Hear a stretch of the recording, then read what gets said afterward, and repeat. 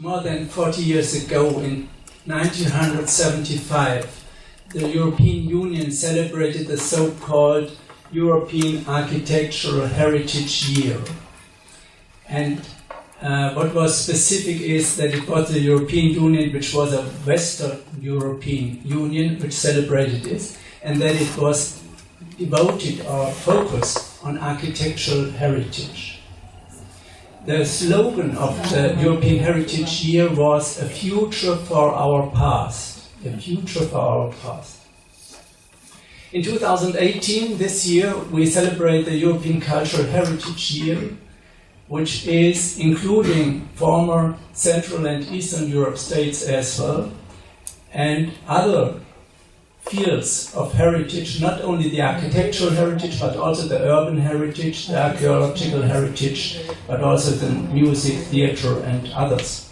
And the slogan is not longer "a future for our past," but the new slogan, the guideline is "sharing heritage."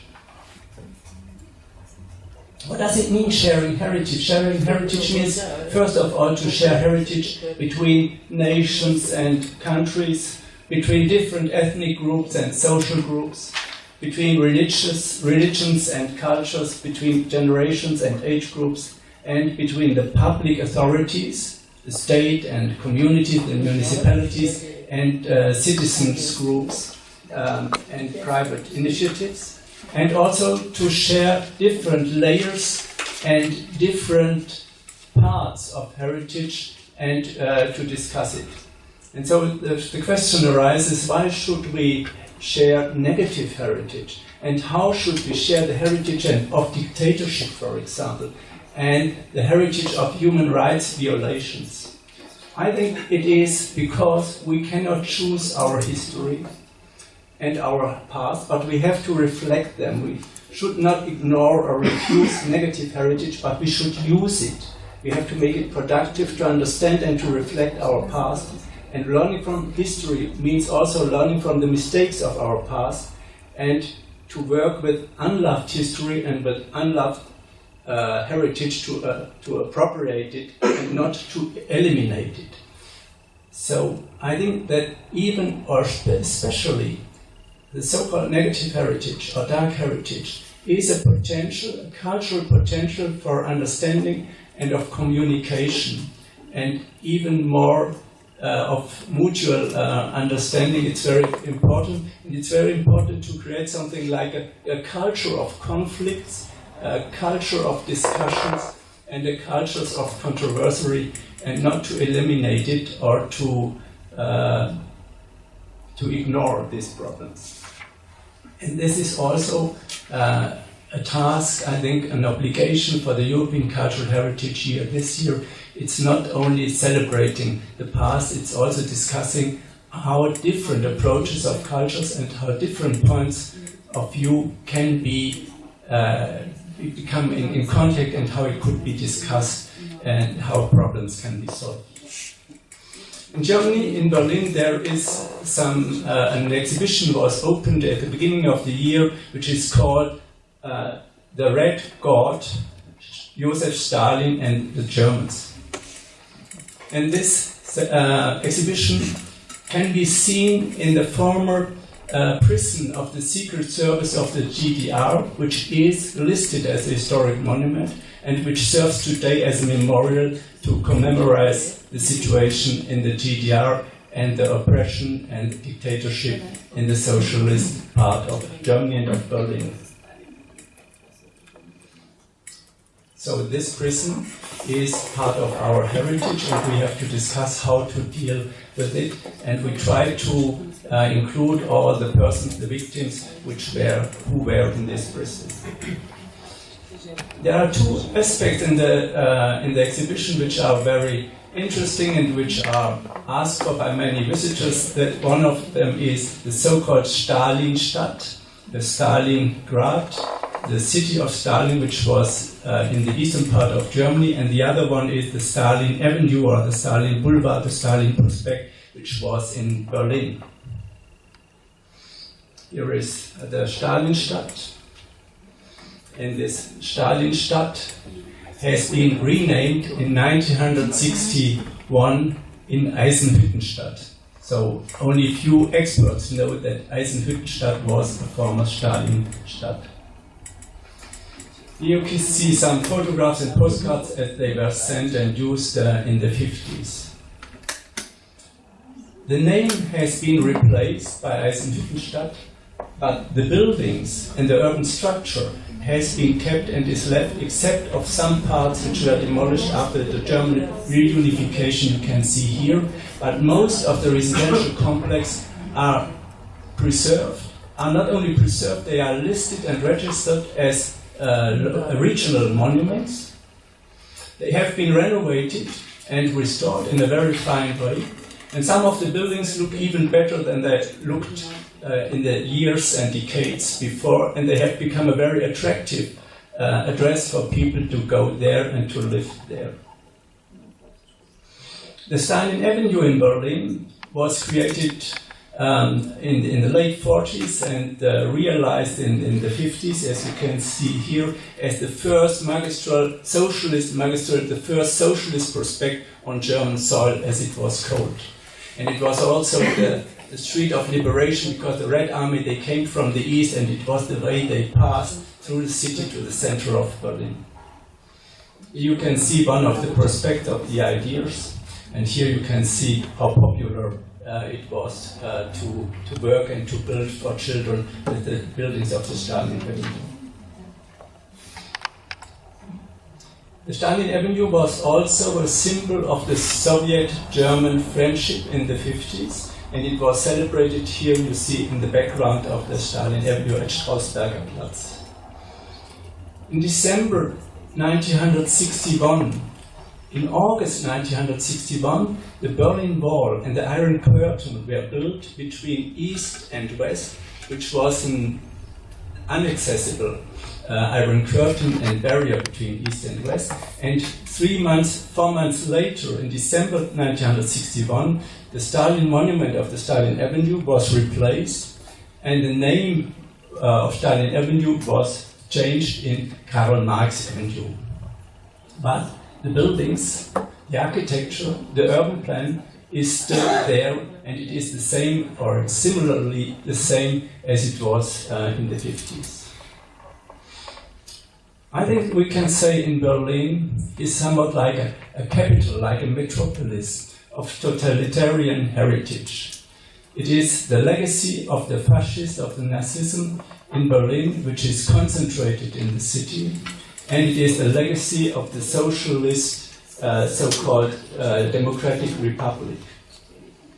So the city has often served not only as a scene for anti-democratic political tendencies, but it is also an instrument of human rights violation.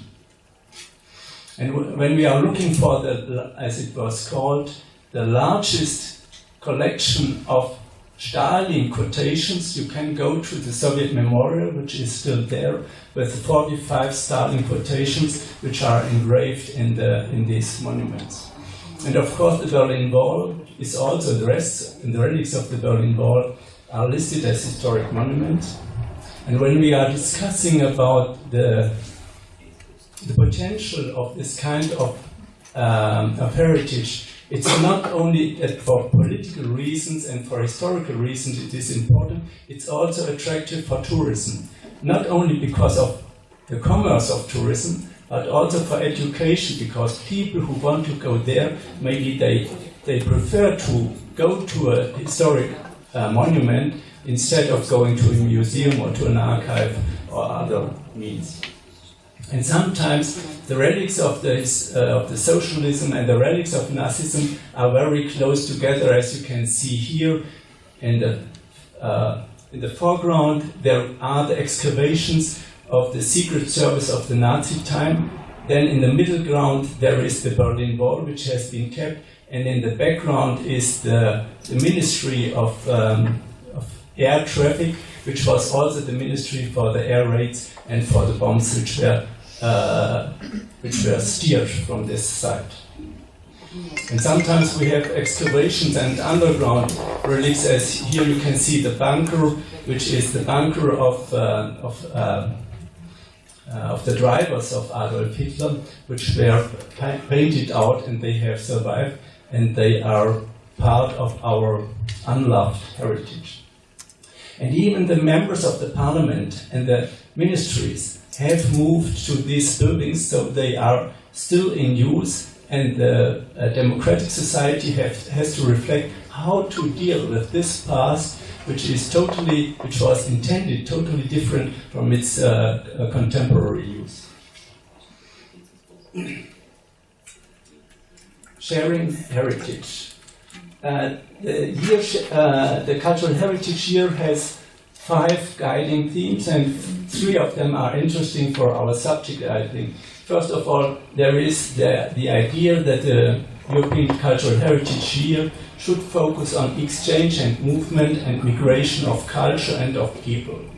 The second one, that the European city is a very specific feature of European culture and of an urban environment, and that we have somewhat like a living heritage. We have not only an anachronistic past, but it is a vital heritage which can activate people. So the Stalin towns, for example, or other socialist model towns, as they have been created in the 40s and in the 50s in the former Soviet sphere of Eastern Europe, they are a subfield of the European city. They are part of the recent European history and identity. It's very important, I think, that we reflect that not only the years before World War II are part of our history and part of our European identity, but that the post-war achievements and the post-war architecture is also part of a common European cultural heritage. And it is a very important contribution, I think, to modern town planning and to modern urbanism. And it was, today it is still alive, and it is a place where people are living and communicating. What is the role of ICOMOS? ICOMOS is the International Council on Monuments and Sites, and one of the specific duties of ICOMOS is to work as an advisory body for the UNESCO and for the World Heritage inscription and for the World Heritage monitoring and the World Heritage protection. So we are preparing and we are advising the UNESCO and the World Heritage Center on potential World Heritage sites in World Heritage nominations. What kind of heritage should be listed in the World Heritage list? As you can see here, for example, the preparation of the nomination of the warehouse city in Hamburg, or of the housing estates of the 20s in Berlin. And ICOMOS was asked to give us a report on the section which is called Filling the Gaps. The question was, what kind of heritage is not yet represented on the World Heritage list, but which should be included and which should be also nominated? And there are some interesting results. 2 of them I would like to mention or to underline. First of all, that modern heritage, especially the heritage of the 19th and 20th century, is underrepresented on the UNESCO list. And the second one is that transboundary, that multinational nominations are underrepresented on the World Heritage list, and that's very important because transboundary nominations and multinational nominations are based on cooperation and on mutual understanding and of interaction. And a pilot project of this idea or of this research was the project to inscribe the oeuvre of Le Corbusier within 10 countries and member states on 3 continents in the World Heritage list. So it is modern heritage as well as an international multinational nomination.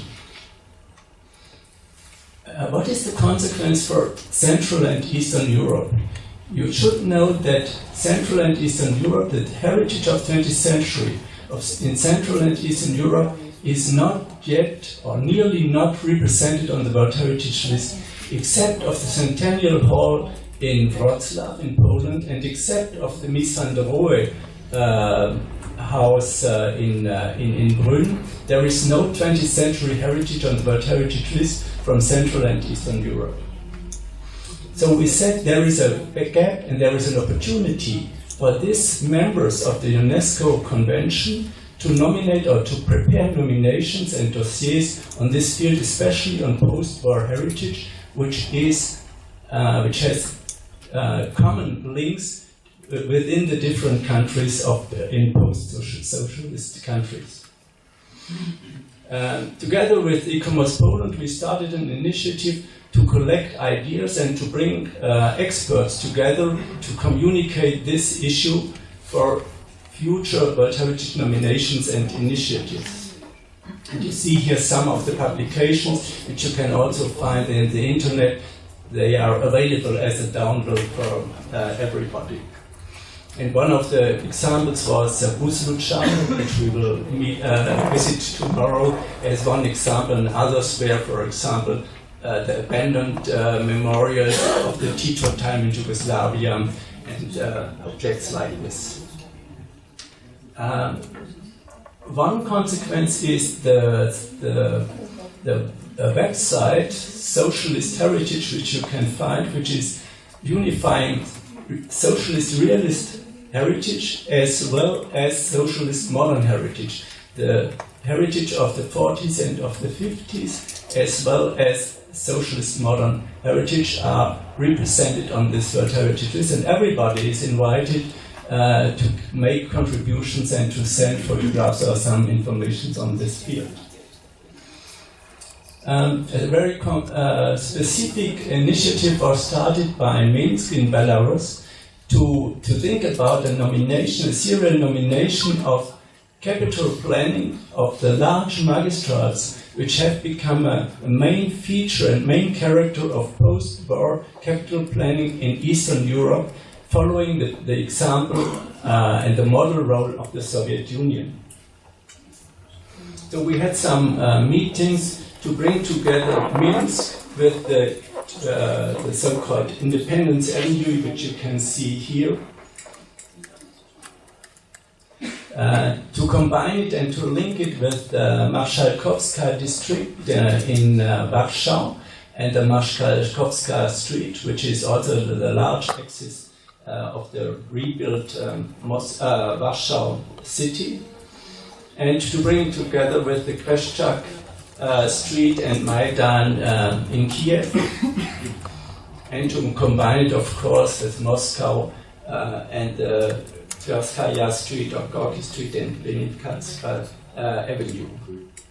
And to include from Berlin the so-called Stalin Allee, which I already initiated and presented to you, and maybe also from Sofia or from Bulgaria, the Lago could be implemented in this serial nomination.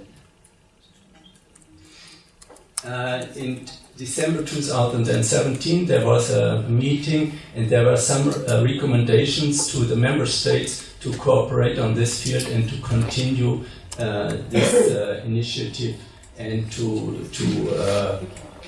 prepare a serial nomination or a dossier with different parties. You can imagine that it is complicated, because from a professional point of view, from a point of history of architecture and art and urban planning, that is the one view. The other one is that UNESCO is a political association and a political organization with its member states, and it's not easy to think together the urban heritage of Kiev, Minsk, Berlin, Warsaw and Moscow, but it's difficult to bring them politically together in the terms of a foreign policy of culture. I think in the year of 2018, in the European Cultural Heritage Year, we should not only think about UNESCO initiatives and nominations for the World Heritage List, but we have to think about the possibilities, about the potential on a European level. So I would say goodbye to the World Heritage Initiatives and go over to the so-called European Heritage Label, which was initiated in 2009 by an intergovernmental initiative and which has now become a formal and official part of the cultural policy of the European Union.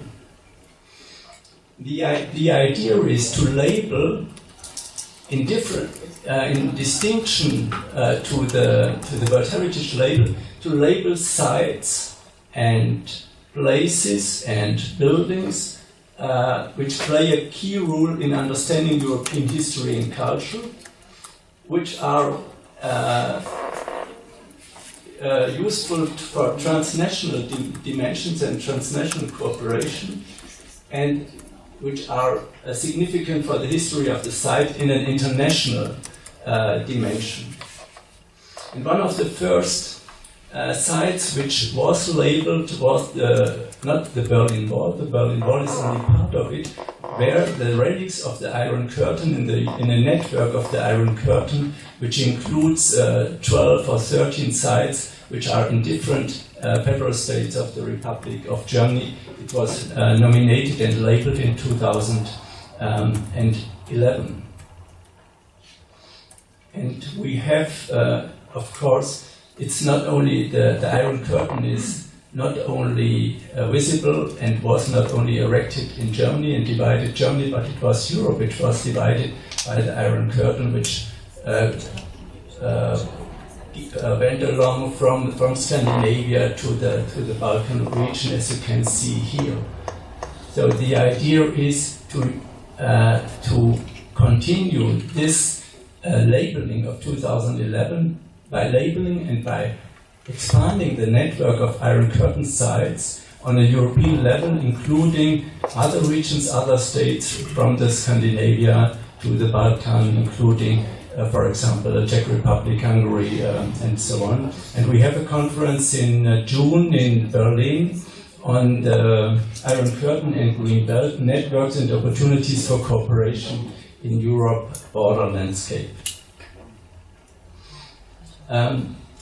In the meetings which were organized by ICOMOS Poland and ICOMOS Germany on a level for Central and Eastern European experts, there was also the idea to bring together socialist urban plannings and model plannings, which sometimes are called Stalin City, or which are sometimes have different names.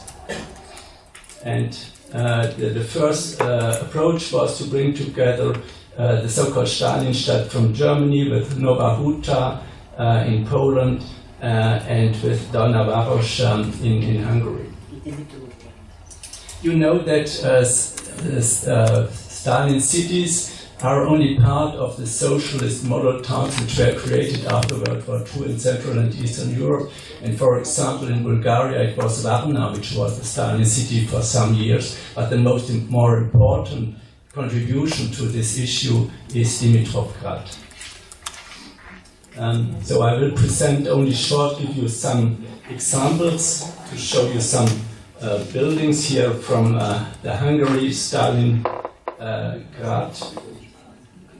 You see that the buildings have survived and they are still there, and also the urban layer and the urban structure is very authentically preserved and maintained. In all these cases, the socialist model planning is including an industrial complex, which was the raison d'être, which was the reason why these residential areas and model towns were built.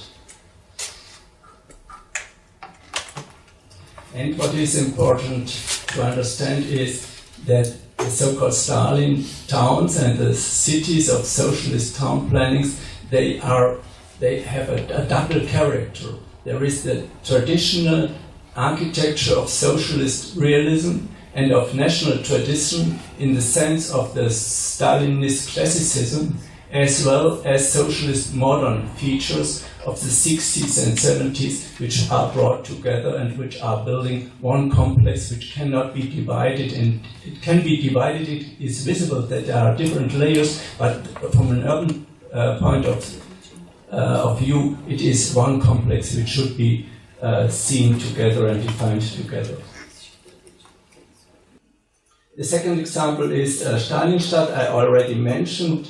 Today it is called Eisenhüttenstadt. You see it is a very ideal planning which is following Baroque model cities and utopian planning ideas of the 18th century, which were revitalized for socialist planning for an industrial town in Germany. And you can see that a very important aspect is the green area. The green axis is the green space, which is part of the whole complex. So it's not only for residential purposes, but it is also a very modern town planning of light, sun, fresh air, which has been respected and which was intended. This is the town hall, and you see often also the details are in a very popular way, have been kept in a very traditional way, and they are worth to be restored and to be preserved. The next example, and maybe the most important and the most significant, is Nowa Huta in Poland, which was the largest socialist new town in Eastern Europe after 1945, and which is also discussed to be nominated for the World Heritage List in the UNESCO. Here you can see it's a perfect ideal planning, which looks which looks very symmetrically and monumental and very representative and luxurious, with the free spaces in the courtyards and in the boulevards. The focus of the whole town planning was, or the intention was, that the axis lead to the mining complex, to the steel mill, which was only partially completed and realized. Here you see the administration center of the steel work, which is the central part of the complex. And there are some buildings which have survived, which have also been restored, and which are still in use, and which are on a very high degree of authenticity and integrity, as it is required by the UNESCO for World Heritage nominations. And it is also including the buildings and the architecture of the 60s, of modern architecture, which is following or according to the international style and to international standards, and no longer related only to the Stalinist doctrine of socialist in form and proletarian in the content. And of course, next example is Dimitrovgrad in Bulgaria, which should become part of this initiative, which was so to say the most important new town in Bulgaria. You can see it is a similar pattern and similar idea of a symmetric and axial town planning, and also some of the buildings and of the streets and of the public spaces have survived, and even the playgrounds are in a very good, authentic condition there. So we know that Dimitrovgrad is not only a potential partner for an initiative to label socialist towns by the European Heritage Label, but it is also a member of Atrium, of the architecture of the totalitarian regimes of the 20th century in Europe's urban memory. And this Atrium, I know, thank you. And this Atrium is not only a corporation in southeastern Europe and funded by the EU, but specifically it is part of the so-called European cultural roots, which are linked together and which were created, I think, 30 years ago or 35 years ago. And it was the first European cultural program which was multinational and transboundary in the intention to bring different state parties and cultural heritage sites together and to link them. In this case, Atrium is combined with 5 other nations and about 10 cities in other areas in South and Eastern Europe, from Greece, Bulgaria, Croatia, Italy, and so on. You can see here the map, and you think from the point of totalitarian heritage, of course, it would be a strong wish to enlarge this network from Eastern and South Europe, to bring it together with totalitarian heritage sites in North, Central and other parts of Europe, because it is sometimes it's the same source, it's the same reason why this kind of architecture and of urban planning was created, and why we have to discuss how a democratic societies can deal with anti-democratic past and anti-democratic heritage, and we could learn from each other, and it's a very important potential, I think, also from a point of tourism and from a point of economy. So I think that there are 2 levels on a European policy of heritage culture, that is that post-war heritage could be combined and cooperation could be supported by the European Heritage label and by initiatives to labeling these cities, as well as by combining them in the sense and in the framework of the European cultural roots. And as you can see here, it is very easy. It is a childish method to do this kind of network and to bring different partners together by a network or by this scaffolding from a ball of networks, which is here from Dimitrovgrad, sharing heritage. Thank you very much.